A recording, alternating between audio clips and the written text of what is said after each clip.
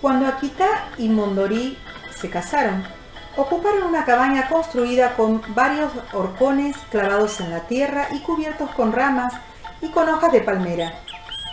La nueva Ogami estaba en plena selva misionera. Cerca, el Gran Paraná pasaba impetuoso formando pequeños saltos en las piedras que encontraba al paso.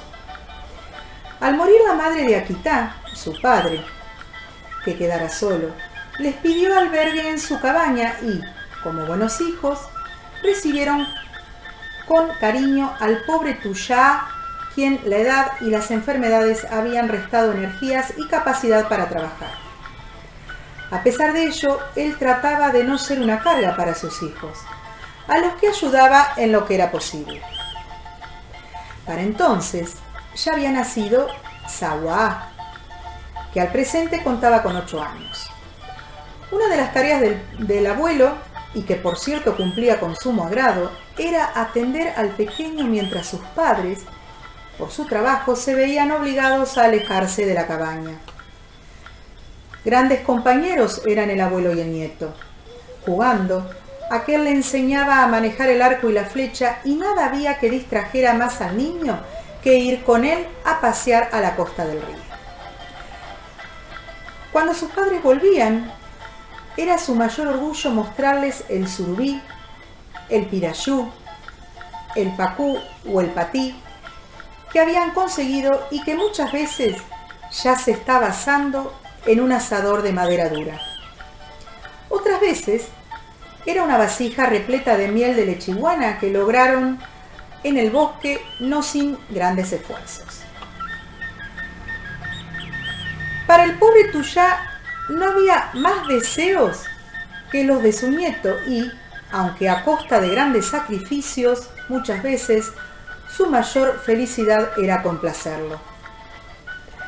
Válido de tanta condescendencia, el niño era un pequeño tirano que no admitía peros ni réplicas a sus exigencias.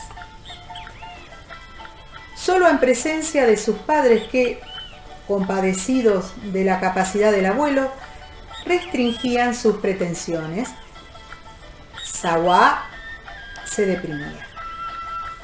A medida que el tiempo transcurría, las fuerzas fueron abandonando al pobre viejo que ya no podía llegar hasta la orilla acompañando a pescar a su nieto y hasta el bosque a recoger dulces frutos o miel silvestre.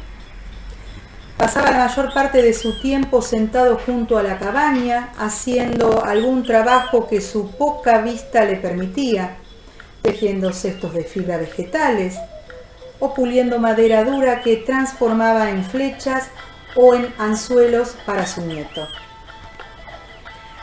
Sawa correteaba sin cesar, alejándose de la Ogami con cualquier pretexto y dejando solo y librado a sus pocas fuerzas al abuelo, que nada decía por no contrariar al niño ni privarlo de sus diversiones.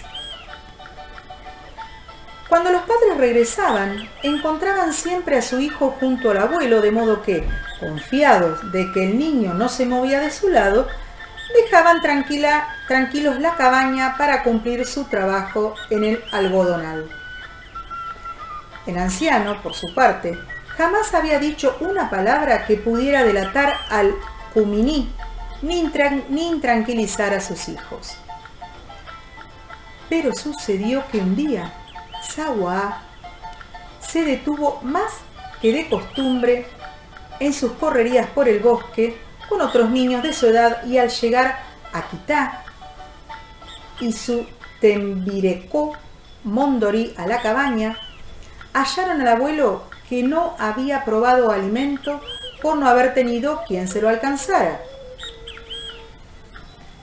Sus piernas ya no le respondían y era incapaz de moverse sin la ayuda de otras personas.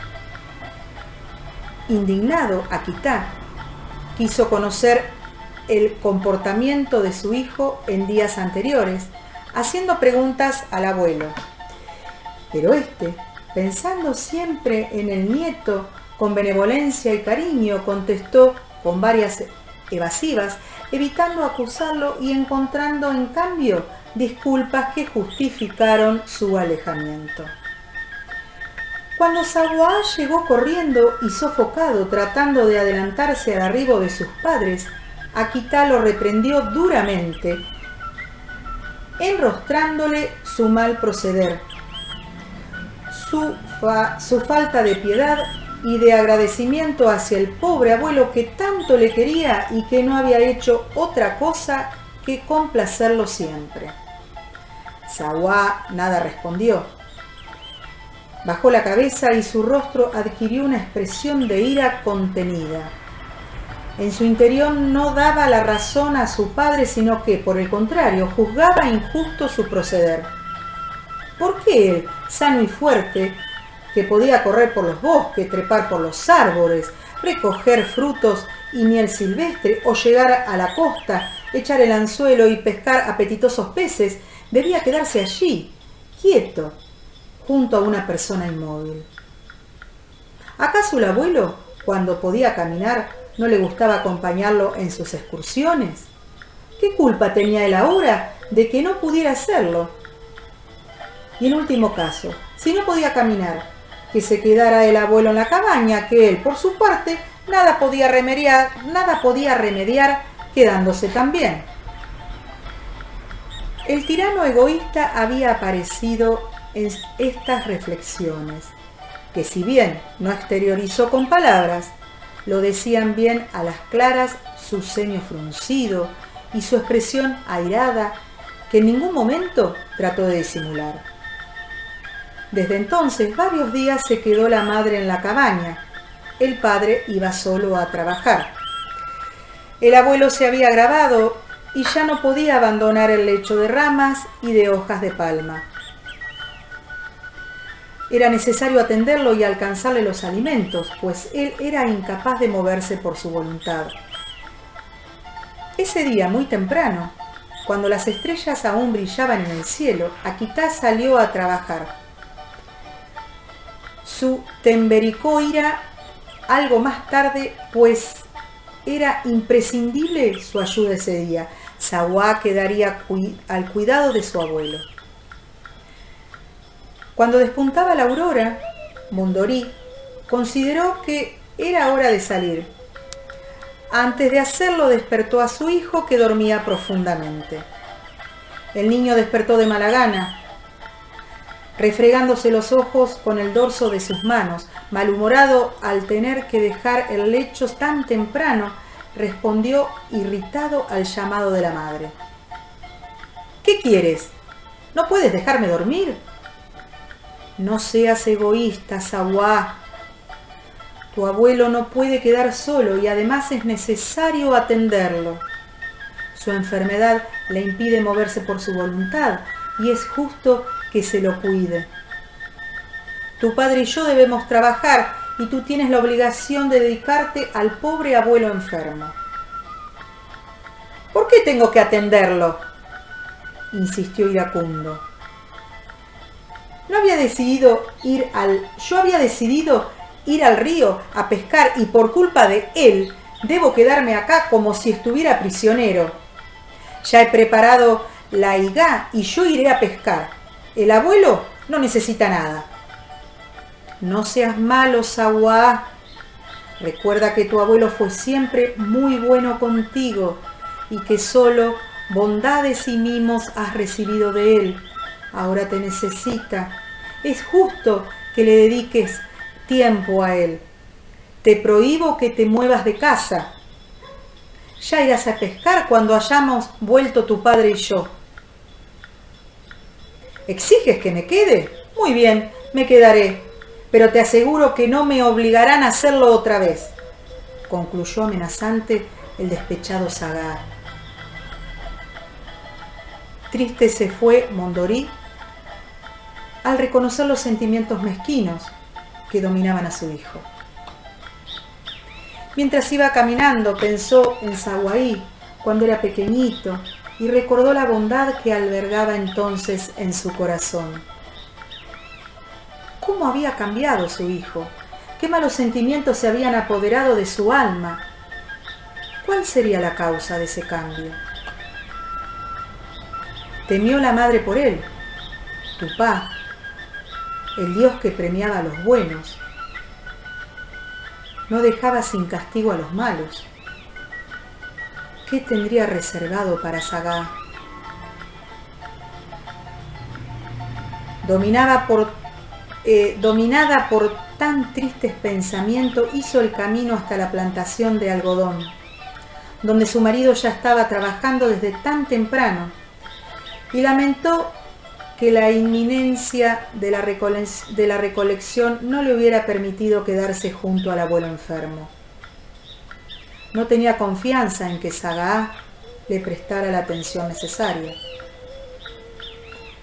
Mientras tanto, allá en la cabaña de la selva misionera, su triste presentimiento se cumplía. Sagá obedeció a su madre, no se movió de la casa, pero se dedicó a arreglar sus útiles de pesca y a preparar los elementos que utilizaría al día siguiente cuando pudiera ir al río como él deseaba. En cierto momento, oyó que lo llamaba una voz débil y entrecortada. «Sagá, Sagá». Malhumorado el niño, al verse molestado e interrumpido en su ocupación de mala gana, respondió: «¿Qué quieres? ¡Ya voy!». Pero ni se movió. El anciano, mientras tanto, se debatía en su lecho con un desasosiego que crecía por momentos. Sagá oyó que lo volvía a llamar. «Ven, Sagá, ven, por favor». Acudió por fin el niño de mala gana. Cuando estuvo junto al Inimbé, donde yacía el enfermo, airado volvió a preguntar: «¿Qué quieres?».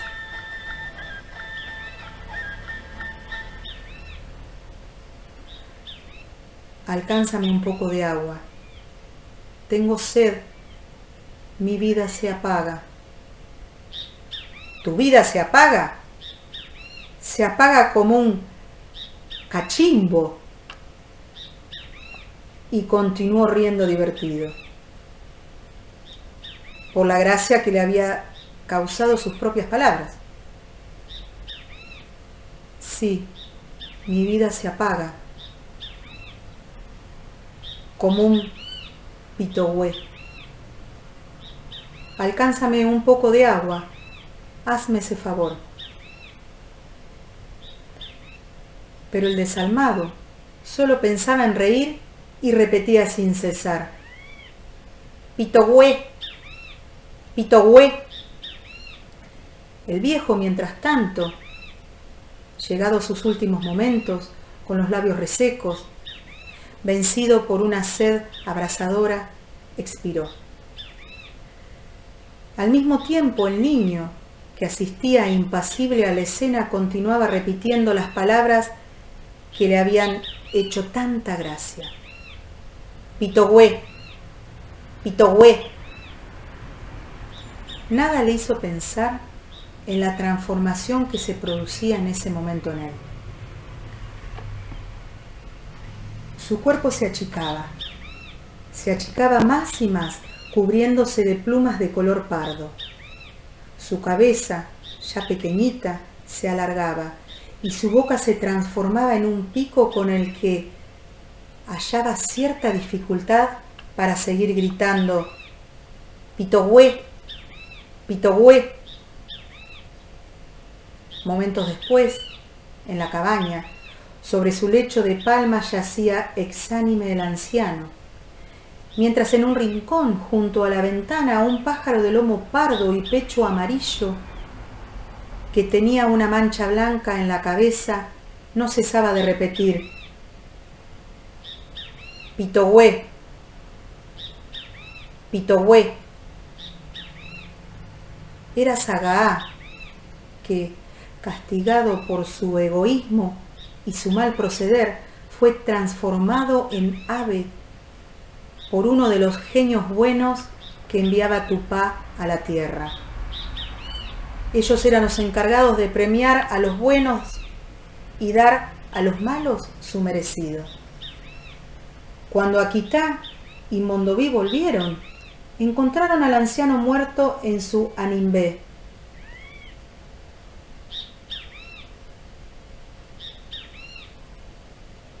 En el momento de entrar, un pájaro de plumaje pardo y amarillo voló pesadamente saliendo de la habitación por la abertura de la puerta. Una vez en el exterior, parado en una rama del jacarandá que crecía junto a la cabaña, no dejaba de gritar con tono lastimero: Pitohue, Pitohue, Pitohue. Este, decían los guaraníes, había sido el origen de nuestro venteveo, al que ellos llamaban Pitohue,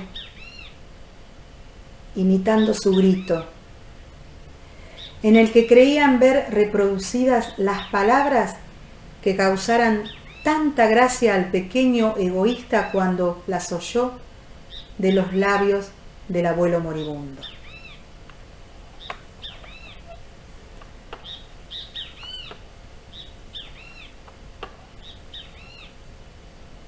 Leyenda guaraní: el venteveo.